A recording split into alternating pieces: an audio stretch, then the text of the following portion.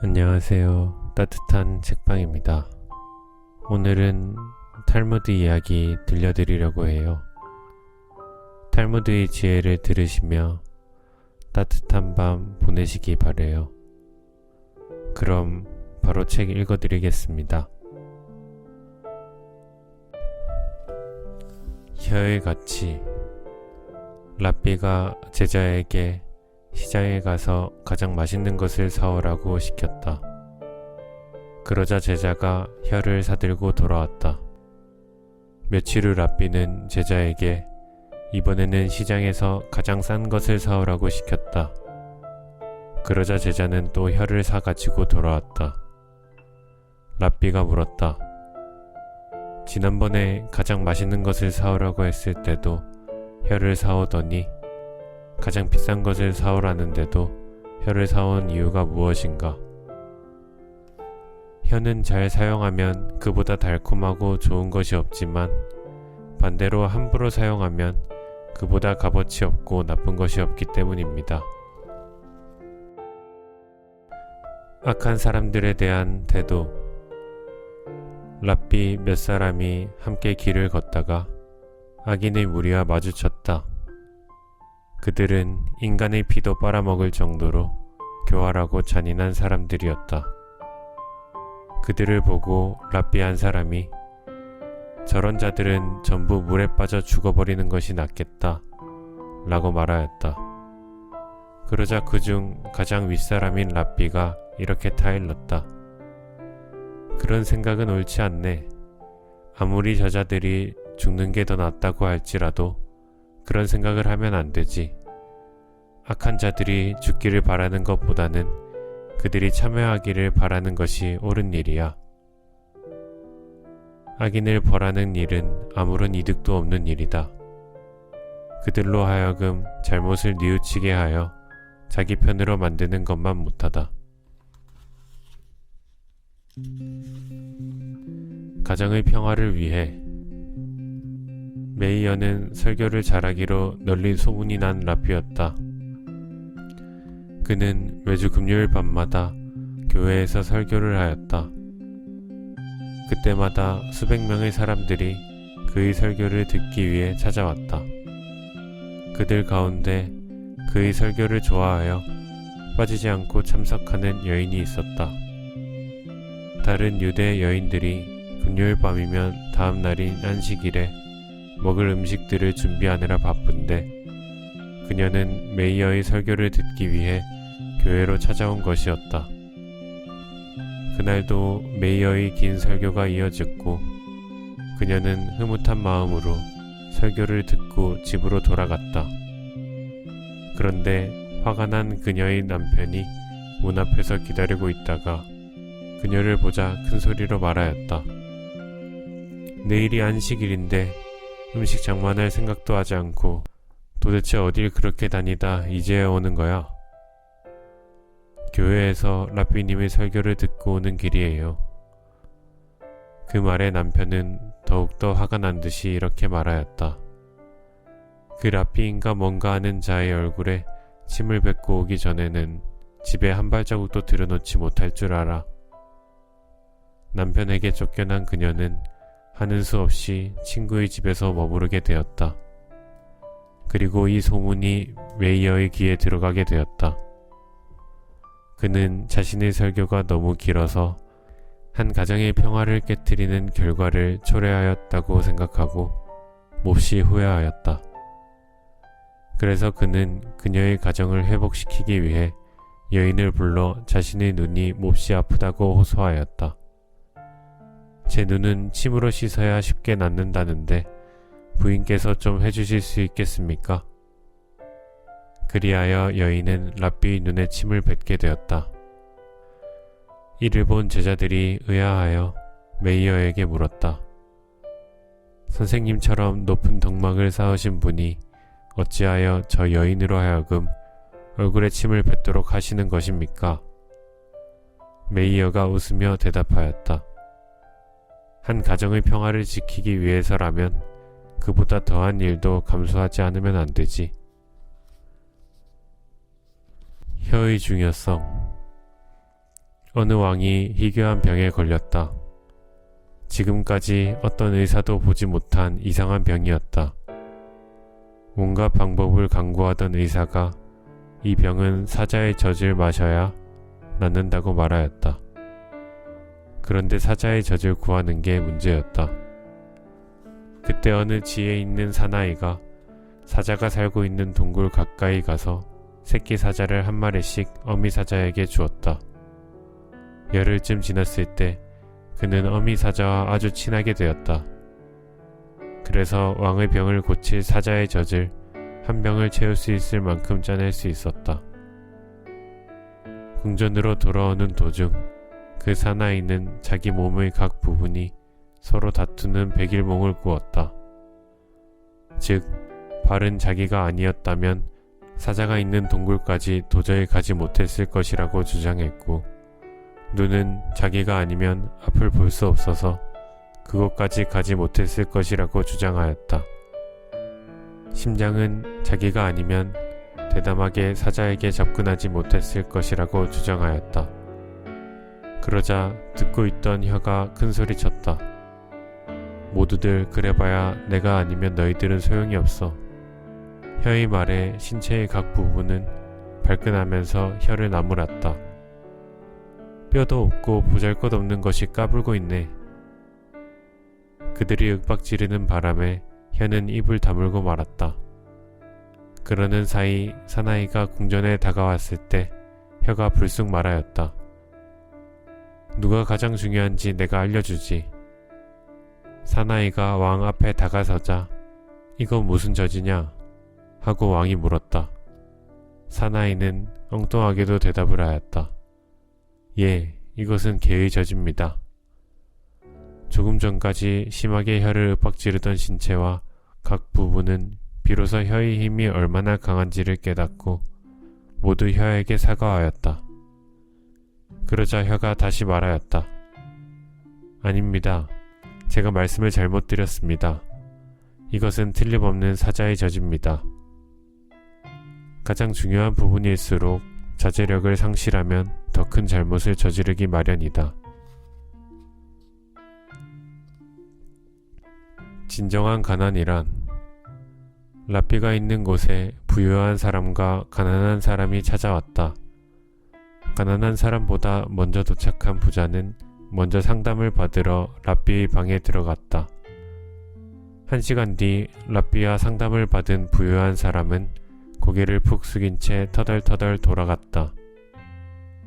가난한 사람은 지혜로운 라삐에게 1시간이나 상담을 받고도 낙담한 채 돌아간 부유한 사람을 이해할 수 없었다. 이윽고 방에 들어간 가난한 사람은 라삐에게 하소연했다. 그 이야기를 신중하게 듣는 듯 했던 라삐는 가난한 사람이 들어온 지 채 10분도 되지 않아 뜻밖의 말을 꺼냈다. 그렇군요. 당신이 가진 고민을 잘 알았습니다. 오늘은 이만 돌아가십시오. 그 순간 가난한 사람은 크게 화가 나 따졌다.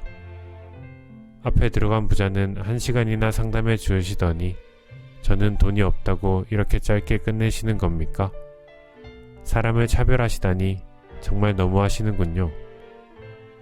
무슨 말씀이십니까? 차별이라뇨? 화가 난 가난한 사람을 향해 라삐는 깜짝 놀라며 대답했다. 그리고 가난한 사람에게 차분히 말했다. 오해하신 겁니다. 당신은 이미 가난하다는 것을 잘 알고 있지 않습니까? 헌데 부자는 자기 마음이 가난하다는 사실을 알기까지 1시간이나 걸렸어요. 그 말을 깨달은 가난한 사람은 마음이 가벼워져 라삐에게 머리 숙여 인사했다. 가장 강한 무엇? 세상에는 강력한 12가지 사물들이 있다. 먼저 돌이다. 하지만 돌은 쇠에 깎이고 만다. 그러나 이 쇠도 불에 놓고 불은 물로 꺼서 그 힘을 누를 수 있다. 이 막강한 물 역시 구름이 흡수하고 물을 흡수한 구름은 바람이 불면 흩어지거나 사라진다. 그러나 이 바람도 인간을 없애지 못한다. 인간은 공포나 괴로움에게는 비참하게 무너지고 만다. 술은 이 공포감을 없애주지만 잠을 자고 나면 풀리고 만다. 하지만 이 잠도 죽음을 꺾을 수 없다. 죽음은 사랑을 이기지 못한다. 일한 대가.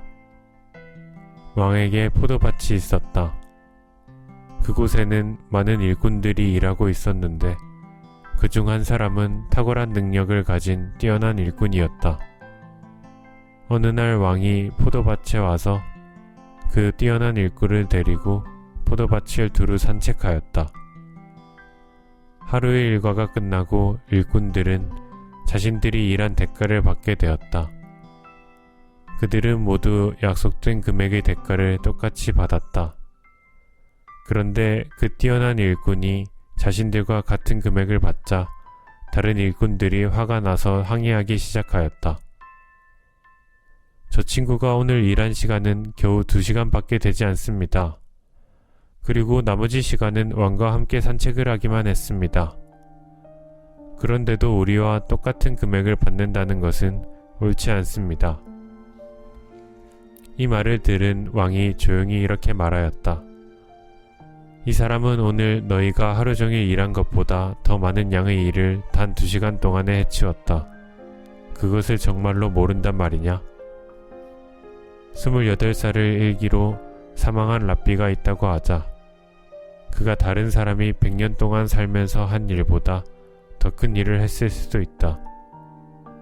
인생은 얼마나 오래 살았느냐가 중요한 것이 아니라 얼마만한 업적을 얼마만큼 쌓았느냐가 중요한 것이다. 마음.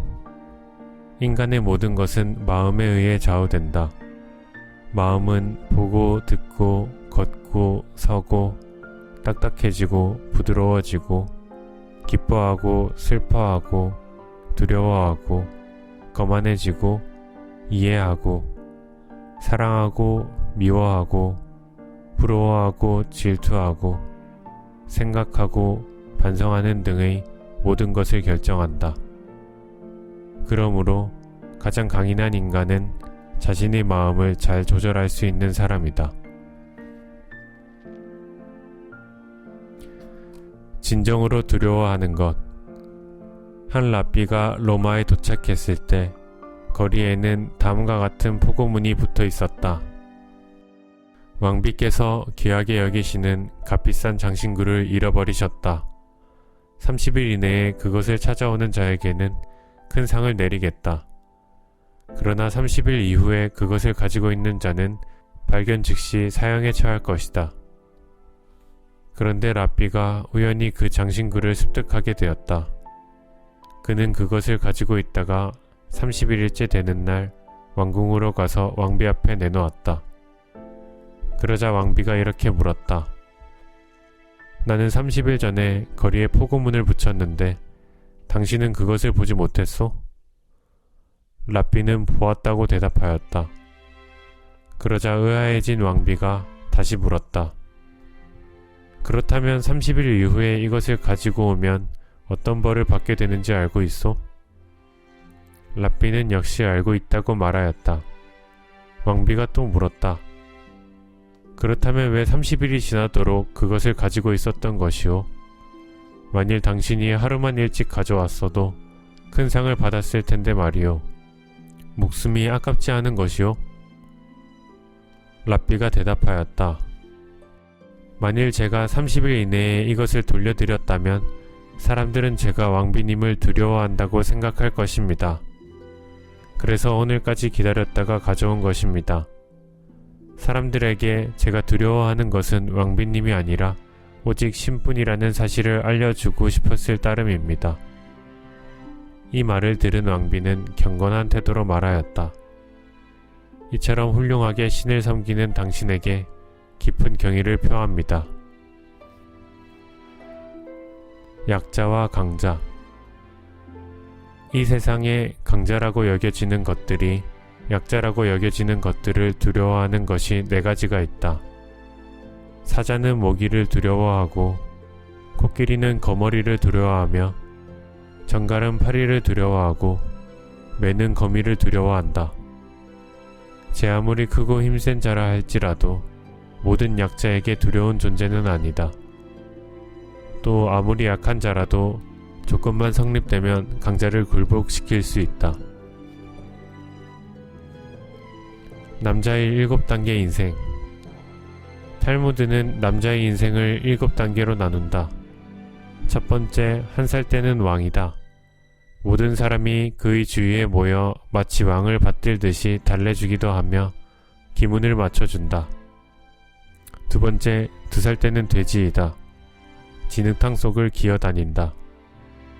세 번째, 10살 때는 어린 양이다. 천진하게 웃고 떠들며 아무 걱정 없이 뛰어다닌다. 네 번째, 18살 때는 말이다. 준수하게 성장하여 자신의 힘을 뽐내고 싶어 한다. 다섯 번째, 결혼을 하면 당나귀이다. 가정이라는 무거운 짐을 지고 터벅터벅 걸어야 한다. 여섯 번째, 중년이 되면 개이다. 가족을 먹여 살리기 위해 남들의 호의를 구걸하는 신세가 된다. 일곱 번째, 노년에는 원숭이가 된다. 어린아이로 되돌아가지만 아무도 그에게 관심을 기울이지 않는다.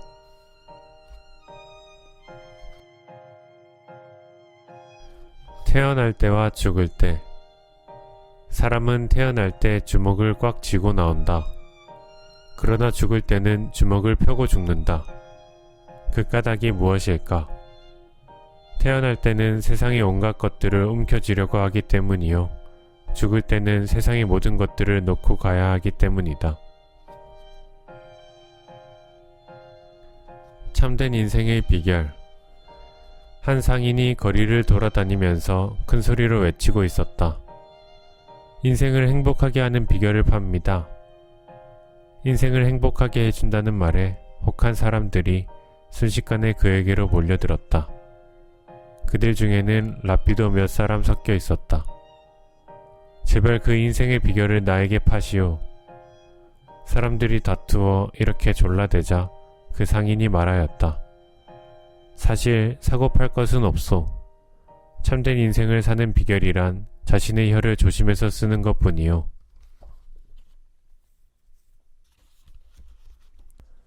약속. 한 아름다운 아가씨가 가족들과 여행을 하고 있었다. 그러던 어느 날 잠깐 혼자서 산책을 즐기다가 그만 산속에서 길을 잃고 말았다. 한참을 헤매던 그녀는 어떤 우물가에 이르렀다. 그러고는 심한 갈증을 느껴 두레박의 줄을 타고 우물 속으로 내려가 실컷 목을 죽였다. 얼마나 마셨을까? 문득 다시 올라갈 생각을 하니 앞이 캄캄하였다. 그녀는 자신을 구해달라고 외치기 위하여 큰 소리로 울음을 터뜨렸다. 때마침 그 옆을 지나던 한 젊은이가 그 소리를 듣고 그녀를 구해주었다. 그리고 그들은 첫눈에 반해 사랑을 맹세하는 사이가 되었다. 며칠이 지나 그 젊은이는 다시 길을 떠나지 않으면 안 되었기에 아가씨와 잠시 떨어져 있어야 하였다. 헤어지면서 그들은 자신들의 사랑을 성실히 지킬 것을 서로 굳게 약속하였다. 아가씨는 그와 결혼하게 될 그날까지 언제까지나 기다리겠노라고 하였다. 젊은이는 두 사람의 약속을 위해 누군가 증인이 필요하다고 하였다. 때마침 족제비 한 마리가 나타나 숲속을 향하여 가고 있었다. 아가씨가 말하였다. 좋아요. 저 족제비와 이 우물을 우리 약속의 증인으로 삼아요. 그렇게 약속을 하고 두 사람은 헤어졌다. 시간이 흘러 아가씨는 약속을 지키기 위하여 결혼도 하지 않은 채 젊은이를 기다렸다. 그러나 젊은이는 까맣게 약속을 잊고 다른 여자와 결혼하여 아이를 낳고 행복하게 살았다. 얼마 후 젊은이에게 아들이 태어났다. 어느 날 아이는 아장아장 걸음마를 하다가 지쳐 풀밭에 엎드려 잠이 들었다. 그때 어디선가 족제비 한 마리가 나타나더니 아이의 목을 물어 죽이고 말았다. 젊은이와 그의 부인은 몹시 슬퍼하였다. 그러나 몇 년이 흘러 또 아들이 태어나자 그들은 행복한 나날을 되찾았다. 그 아이가 어느 정도 걸을 수 있게 되었을 때 아이는 우물가에서 물에 비친 여러 가지의 그림자를 들여다보며 즐거워하다가 그만 우물에 빠져 죽고 말았다. 젊은이는 그때 비로소 옛날 아가씨와 맹세했던 약속이 생각났다. 족제비와 우물을 증인으로 삼았던 일도 생각이 났다. 그는 아내에게 그 일들을 고백하고 아내와 헤어진 후 아가씨가 살고 있는 마을로 되돌아갔다. 그녀는 그때까지도 혼자서 젊은이를 기다리고 있었다. 두 사람은 옛날의 약속대로 결혼하여 행복하게 살았다. 세 가지의 현명한 일. 예루살렘에 사는 어떤 유대인이 여행 도중 병이 들었다. 살아날 가망이 없다고 확신한 그는 여관 주인을 불러 이렇게 말하였다. 나는 이제 곧 죽게 될 것입니다. 내가 죽었다는 전가를 받고 예루살렘으로부터 내 아들이 찾아오거든 내 소지품들을 모두 아들에게 내어주십시오. 저희 모든 것이 그 안에 있습니다. 단 그가 세 가지의 현명한 일을 하지 않으면 절대로 내어주지 마십시오. 내가 여행을 떠나올 때 이미 아들에게 내가 만약 여행 중에 죽는다면 세 가지의 현명한 일을 행해야만 유산을 상속받게 될 것이다. 라고 말해두었으니까 말입니다. 예루살렘에 있던 그의 아들은 아버지의 죽음을 전해 듣고 아버지가 돌아가신 마을을 찾아왔다. 그렇지만 그는 자기 아버지가 돌아가신 여관을 찾을 수가 없었다. 그것은 그의 아버지가 죽기 전에 그 여관의 위치를 아들에게 알려주지 말라는 유언을 덧붙였기 때문이었다. 아들은 자기 힘으로 그 여관을 알아내야만 하였다. 때마침 땔감 장수가 정작 다발을 한 짐 지고 걸어가고 있었다. 아들은 그 땔감 장수를 불러 장작을 산 다음 그것을 예루살렘에서 온 유대인이 죽은 여관으로 배달해달라고 주문하였다. 그러고 나서 그는 그 땔감 장수의 뒤를 따라갔다. 여관에 도착하자 여관 주인은 장작을 주문한 일이 없다고 말하였다. 그러자 땔감 장수가 말하였다. 아니올시다. 지금 제 뒤에 따라오신 분께서 장작을 사셔서 이리로 배달해달라고 주문하신 것입니다. 이것이 그 아들이 행한 첫 번째의 현명한 일이었다. 여관집 주인은 그 아들을 기꺼이 맞이하여 방으로 불러들인 다음 저녁 식사를 차려왔다. 식탁에는 5마리의 비둘기와 1마리의 닭고기가 올라와 있었다. 그리고 식탁에는 주인 부부와 2 아들과 2 딸이 함께 자리하여 모두 7사람이 둘러앉게 되었다. 주인이 아들에게 이렇게 말하였다.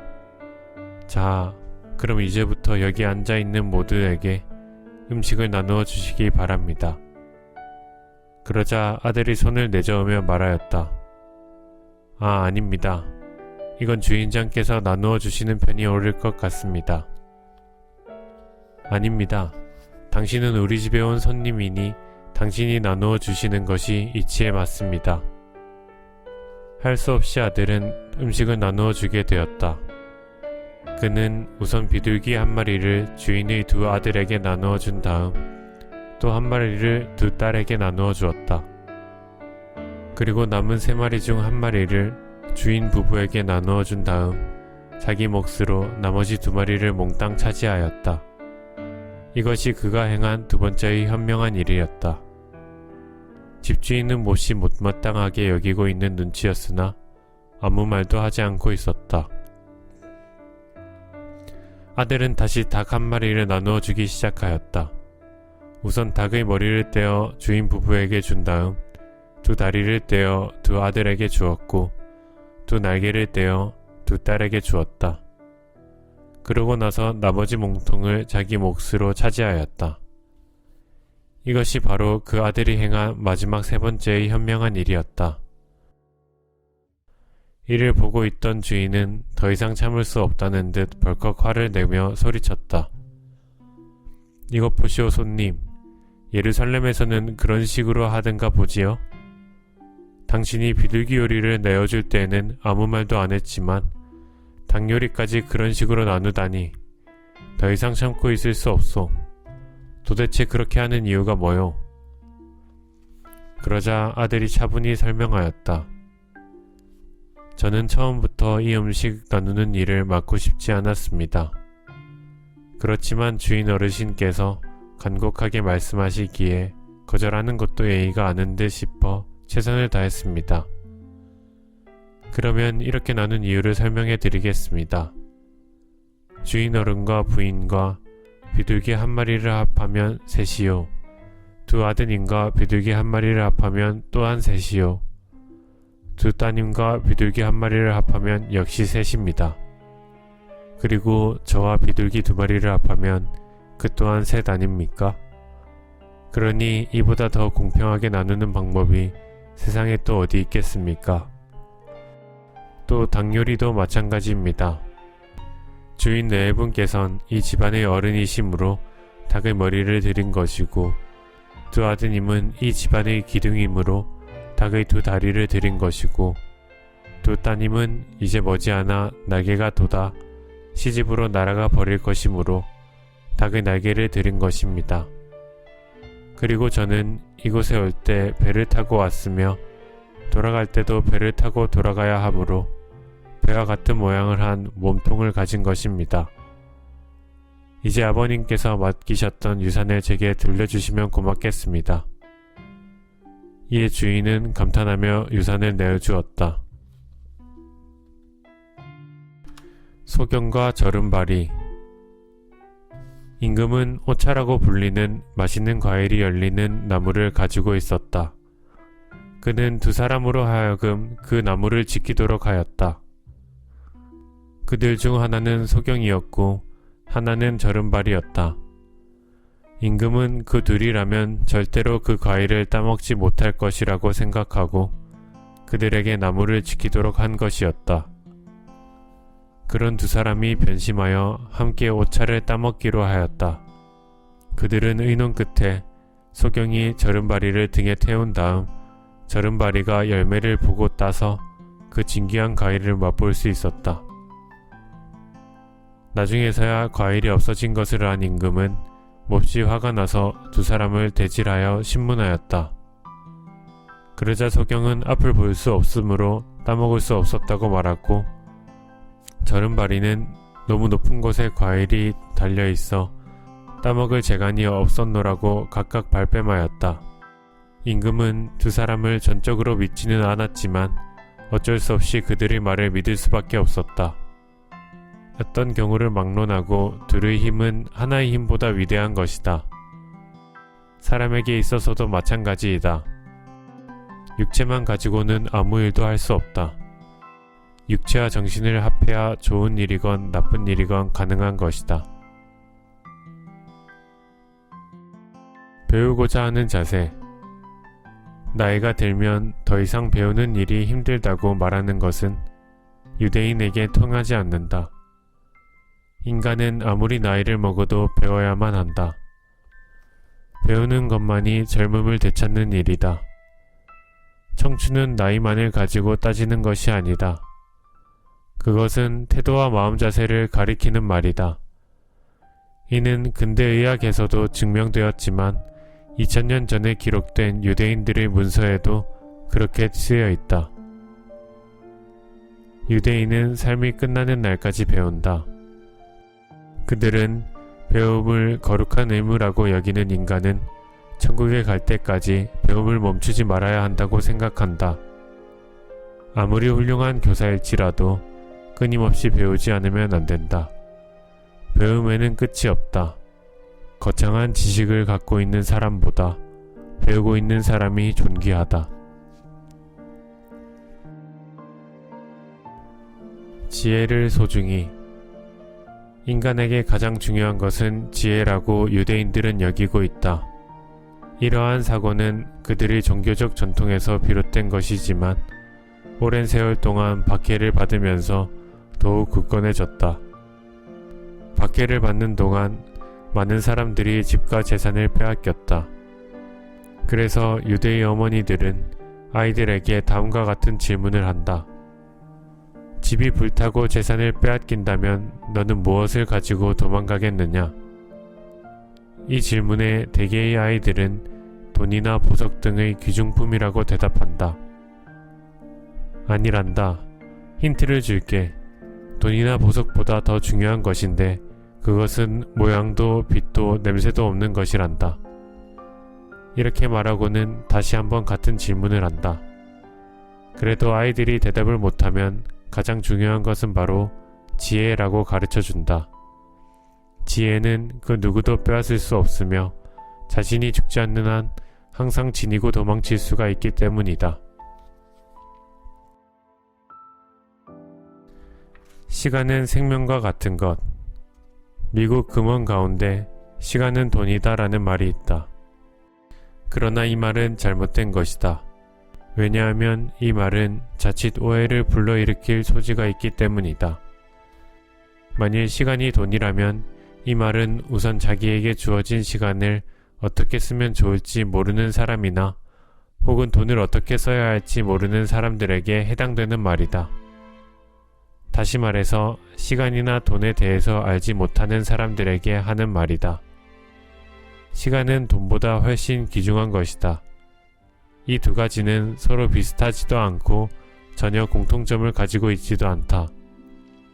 왜냐하면 돈은 저축할 수 있지만 시간은 저축할 수 없으며 한번 잃은 시간은 되돌려 받을 수 없고 그 누구의 시간도 빌릴 수 없기 때문이다. 또한 인생이라는 저축된 시간이 얼마나 되는지도 전혀 알 수가 없다. 그러므로 시간은 돈이다 라는 말은 완전히 틀린 말이다. 오히려 시간은 생명이다 라고 해야 맞는 말이다.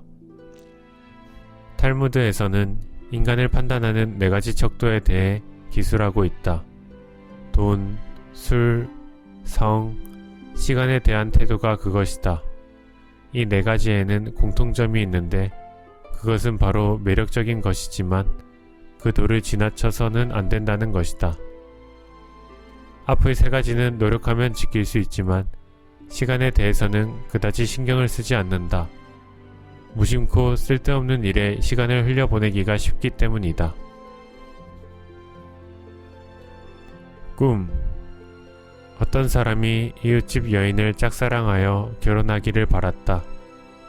그러던 어느 날 그는 잠을 자다가 그 여인과 결혼하는 꿈을 꾸었다. 그리고 잠에서 깨자마자 무척 기뻐했다. 이렇듯 꿈은 사람이 간절하게 바라는 소망을 표현하는 또 다른 방법이다. 하잘것없는 것들의 쓸모. 밭에서 한 농부가 허리를 구부리고 땀을 뻘뻘 흘리며 열심히 잡초를 뽑고 있었다. 이 지긋지긋한 잡초만 없으면 이런 고생을 하지 않아도 되고 밭도 깨끗할 텐데 어째서 신은 이런 잡초를 만드셨을까? 농부가 투덜거리며 혼잣말로 중얼거리자 밭 한쪽 구석에 이미 뽑힌 잡초가 말하였다. 당신은 나를 지긋지긋한 존재라고 말하지만 사실은 그렇지가 않답니다. 우리는 매우 유익한 존재이지요. 진흙 속에 뿌리를 내림으로써 흙을 갈아주고 있답니다. 게다가 우리는 비가 내릴 때 진흙이 흘러내리지 않도록 막아주고 건조할 때는 바람에 모래나 먼지가 날리는 것을 막아줍니다. 결국 우리는 당신의 밭을 지켜주고 있는 것이지요. 만일 우리가 없다면 비가 흙을 씻어내리고 바람이 흙을 날려버려서 당신이 무언가를 심고 가꾸려고 해도 불가능하게 될 것입니다. 농부는 이 말을 듣고 허리를 펴고 얼굴에 땀을 씻으며 가볍게 웃었다. 그리고 그 후로는 잡초를 소홀히 생각하지 않게 되었다. 녹이 생긴 것도 하등 도움이 안 되는 것이라고 생각할지 모른다. 그러나 그렇지 않다. 신은 날마다 창조를 하신다. 인간도 그 창조에 참여하고 있다. 자연의 법칙에 따라 우리는 날마다 새롭게 태어나고 있다. 지식에서 패션까지 하루가 다르게 변화하고 있다. 그러므로 이 세계는 창조활동이 시시각각으로 진행되고 있는 것이다. 그리고 이러한 창조활동에 녹도 참여하고 있다. 창조를 위해서는 낡은 것을 파괴하지 않으면 안 된다.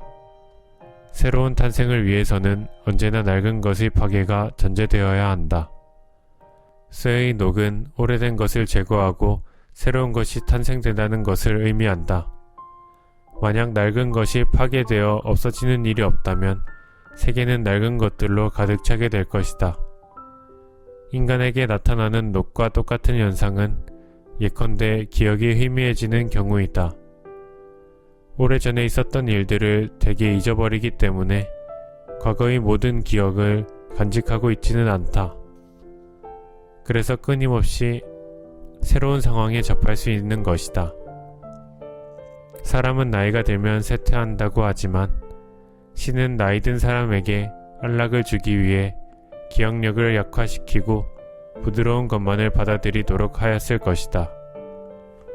만사에 바람직한 면과 그렇지 못한 면이 있다. 그러나 바람직하지 못하다고 생각되는 일에도 무엇인가 도움이 되는 요소가 종종 발견된다. 그러므로 어떠한 일이 일어날지라도 도움이 되는 것이 무엇인가를 생각해야 한다. 겸허한 태도에서 감사하는 마음이 나온다. 마음이 겸허해지면 외부 세계를 보는 시야가 넓어진다. 여태껏 상대하지 않았던 사람이나 사물이 눈에 들어온다. 그리고 상대방이 먼저 접근해 올 것이다. 우리는 모두 상인과 같다. 거만한 상인보다는 겸손한 상인에게 고객이 많은 것이 당연하다.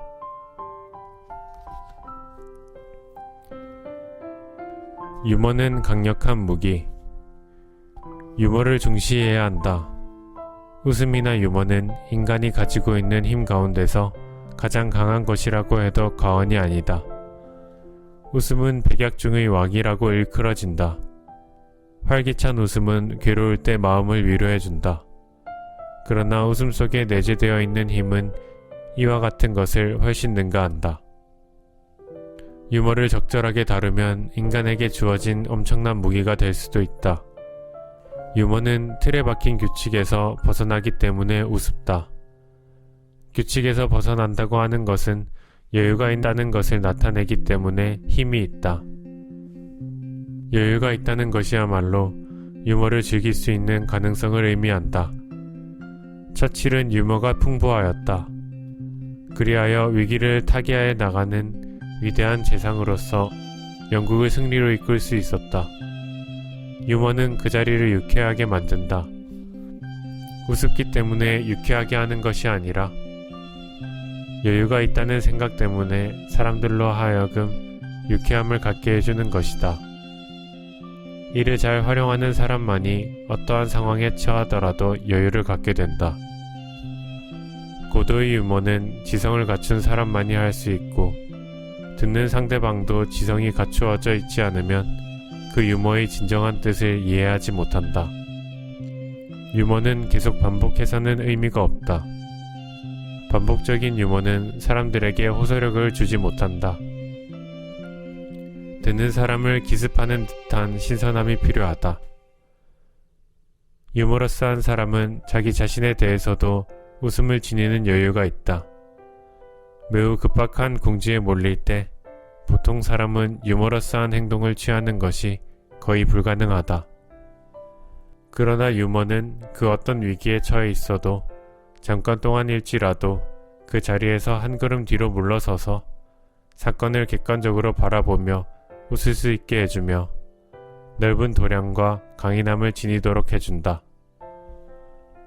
막다른 상황에 몰려 전전긍긍하고 있는 사람에게는 여유가 생길 수 없다는 것이 당연하다.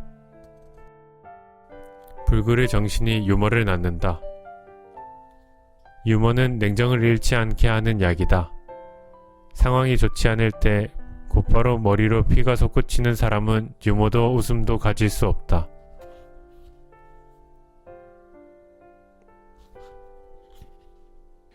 살아있다는 가치. 사냥한 고기를 먹다가 목구멍에 뼈가 걸린 어떤 사자가 힘겹게 말했다. 누구라도 좋으니 내 목구멍에서 뼈를 빼다오. 캑캑. 그러면 보답하겠다. 그러자 저 멀리서 학이 날아오더니 사자에게 말했다. 내가 구해주지. 입을 크게 벌려봐. 사자가 입을 쩍 벌리자 학은 사자 입안에 긴 부리를 집어넣고는 걸린 뼈를 간단히 빼냈다. 이제는 사자, 네가 나에게 보답할 차례야. 학이 하는 말에 사자는 이렇게 대답했다.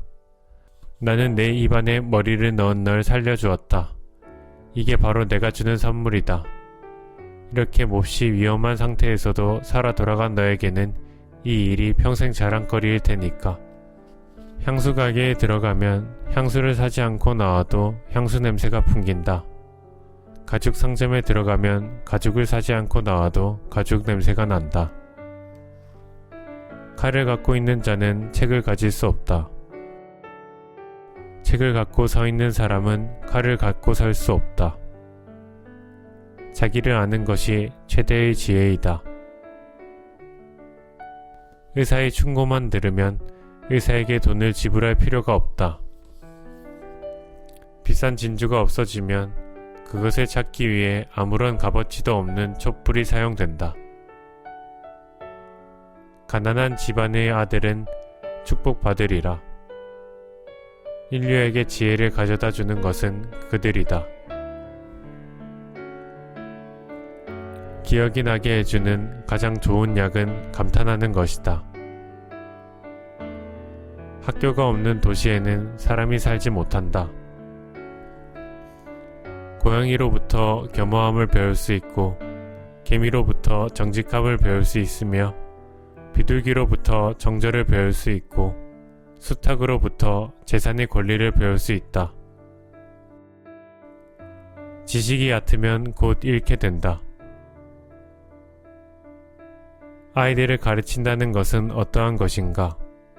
그것은 아무것도 쓰여있지 않은 백지에 무엇을 그리는 것과 같다. 노인에게 가르친다는 것은 어떠한 것일까? 그것은 이미 많이 쓰여진 종이에 여백을 찾아서 써넣으려고 하는 것과 같다.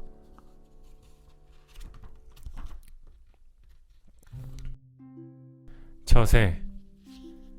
선행의 문을 열지 않는 자는 언젠가 의사를 위하여 문을 열게 된다. 좋은 항아리를 가지고 있으면 그날 안에 사용하라. 내일이 되면 깨어질지도 모른다. 정직한 자는 자기의 욕망을 조종하지만 정직하지 않은 자는 욕망에 조종된다. 남의 도움만 바라고 살기보다는 차라리 가난한 생활을 하는 편이 낫다. 남 앞에서 부끄러워하는 사람과 자기 앞에서 부끄러워하는 사람 사이에는 커다란 거리가 있다. 세상에는 지나치게 쓰면 안 되는 것이 세 가지 있다. 그것은 빵의 이스트, 소금, 머뭇거림이다. 동전이 한 개 들어있는 항아리는 시끄럽게 소리를 내지만 동전이 가득 찬 항아리는 소리가 나지 않는다. 전당포는 미망인과 어린아이의 물건을 담보로 받아서는 안 된다. 어떤 물건을 훔치지 않은 도둑은 스스로 자기가 정직하다고 생각한다. 사람 몸은 세 군데는 마음대로 할 수 없지만 세 군데를 마음대로 할 수 있다. 먼저 눈과 귀와 코는 사람 마음대로 할 수 없지만 입과 손과 발은 마음대로 할 수 있다. 자기 혀에게 나는 모른다 라는 말을 열심히 가르쳐라.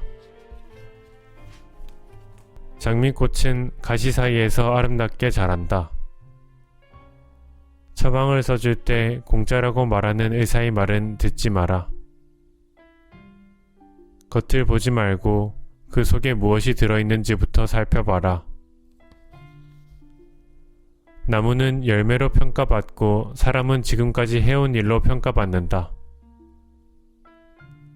이제 막 열린 열매를 보고 장차 어떻게 될지는 알 수 없는 일이다. 행동은 말보다 그 목소리가 크다.